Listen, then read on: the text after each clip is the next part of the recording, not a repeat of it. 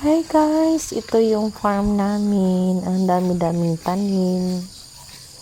Tingnan niyo yung paligid guys. Greenery view masyado. Ang ganda-ganda ng paligid. Stress-free. Maraming mga tanim. May mga puno, may inyam tree. Merong pomelo, may mangga. Merong mga maraming saging. Tapos meron pa kaming fish pan. Kaso lang wala palang fish pan lang pala. Tapos maraming mga tanim-tanim yung para sa mga hayop na kakainin nila. Yung napler na tinatawag. Yung parang tubo ang itsura niya. Tapos marami pang may mga bayabas din na tumutubo.